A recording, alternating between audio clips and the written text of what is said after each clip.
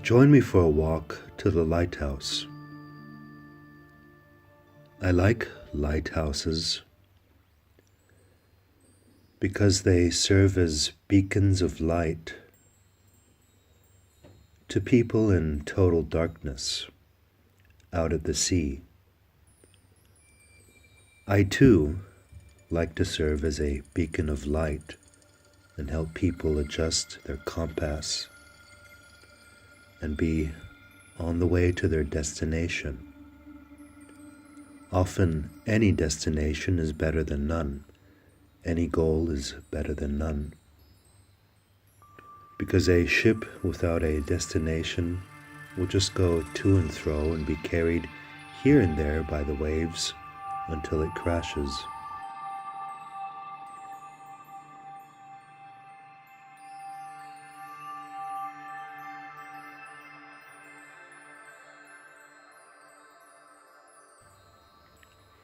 Today I'd like to share an intuition exercise with you that you can use if you want to find out something you don't know.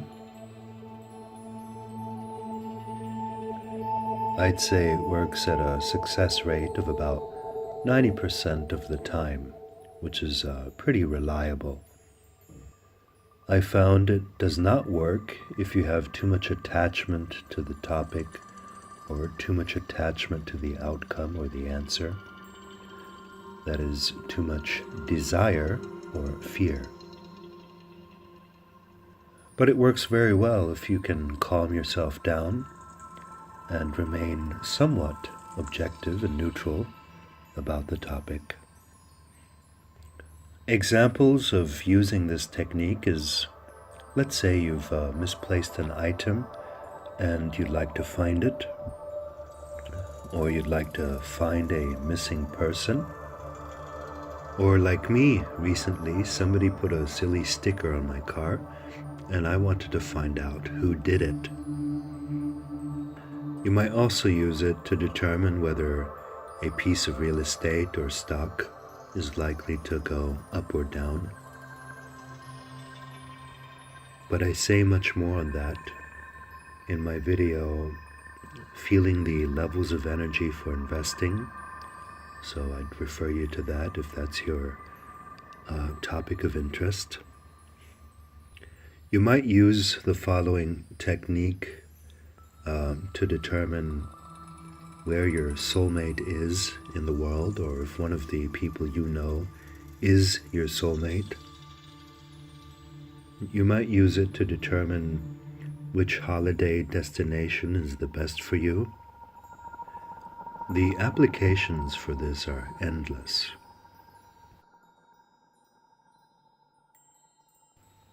And the technique is very, very simple. All things that are true and effective and reliable are simple, not complicated, not mysterious, not weird.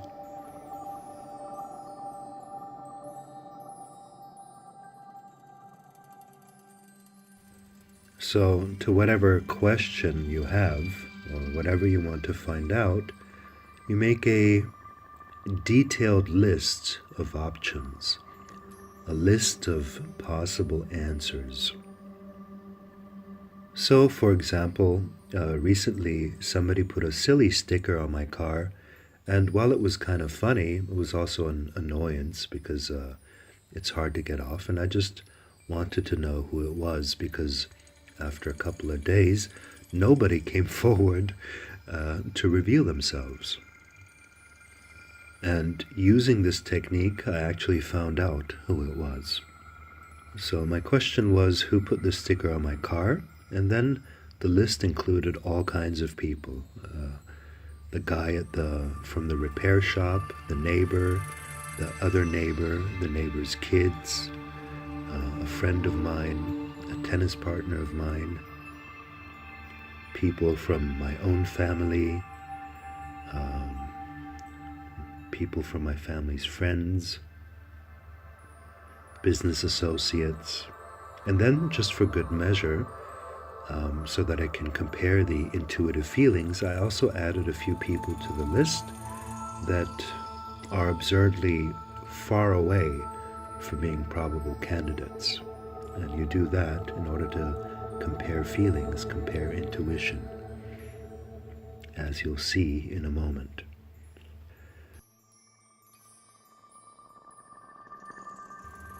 Because you close your eyes and imagine each item from the list. So in my example, in my case, I imagined each of those people putting that sticker on my car. And while I imagined that, I simply calmed down enough to perceive and not add anything or not jump to conclusions or make up stories in my mind, but to just perceive. I had completely improbable options on my list, such as police officer or the president of the country, in order to contrast emotions. So when I'd imagine a police officer putting that sticker on my car, it would feel funny. And if something feels funny, it's way out of context, way out of probability. So the ones where I felt no reality, no reaction, no emotion whatsoever, I crossed them from my list until I had only about 3 people left. And those were 2 of a neighbor's kids and a friend of mine.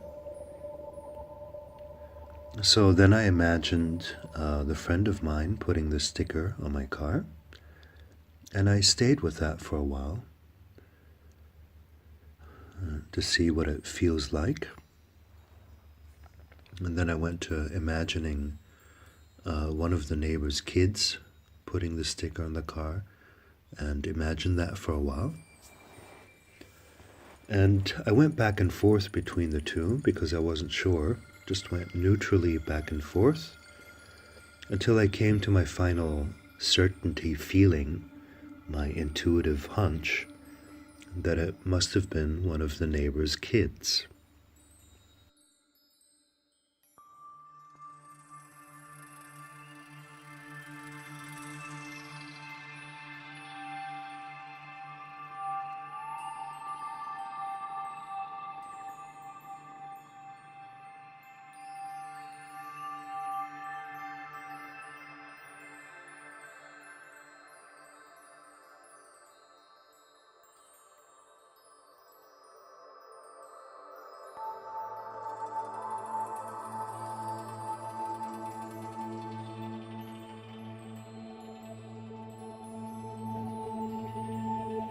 And that's essentially how the exercise works.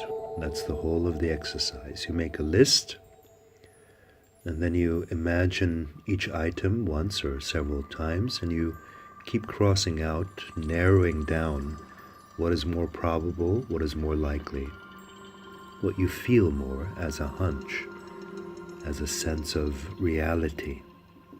Following the exercise, I went over to the neighbor's house, knocked on their door, and their dad opened, and I asked if they put that sticker on the car.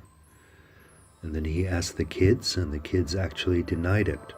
And then the dad came back and said, no, it was not my kids. And I thought that's funny. I thought they were not telling the truth because I could sense it was them. So then I went back to my place and I let go of it for a while. And on the next day, sure enough, the child's father came over to my place and told me that his daughter had confessed.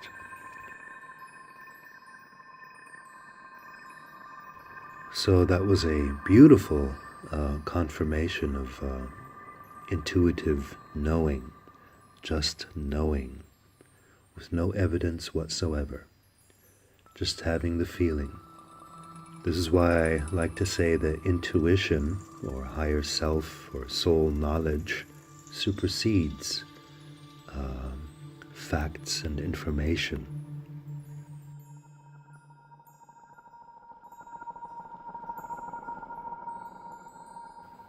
Supersedes what people tell you, or what ads tell you, or marketing tells you, and so forth.